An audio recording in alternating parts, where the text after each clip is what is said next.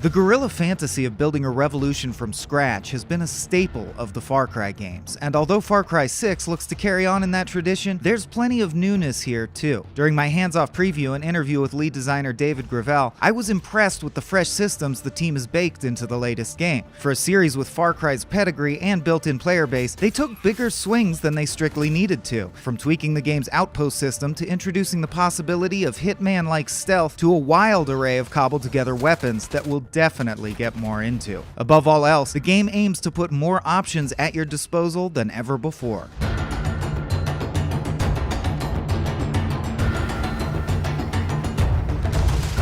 In Far Cry 6, you'll team up with a band of revolutionaries calling themselves Libertad, working to overthrow the fascist regime of El Presidente Anton Castillo, and free a Caribbean island state and Cuba-like called Yara. It's through Libertad that players learn the art of resolver, a guerrilla concept of using every resource at your disposal. The developers weren't afraid to run with that idea, to the point of sometimes taking things a little over the top, and I mean that in a good way.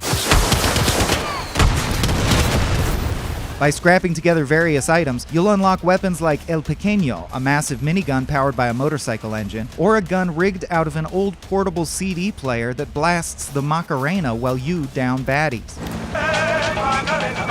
And let's talk Supremos, customizable super weapons you deploy from a backpack. At the preview session, they mostly showed the one that fires a barrage of rockets in all directions when you're desperate, but the game will naturally feature a number of different Supremos, including some that support a stealthy playstyle. And stealth has a new meaning in Far Cry 6 as well. There's a holstering system this time around, and in-game checkpoints the player can talk, bribe, or shoot their way through. It's now a legitimate option to blend in and lay low. Until you don't.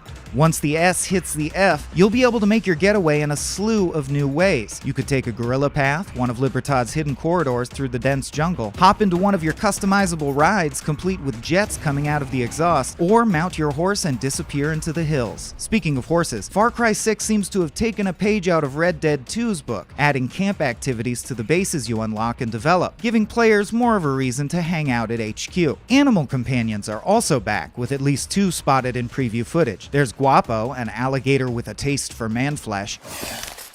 Good grok.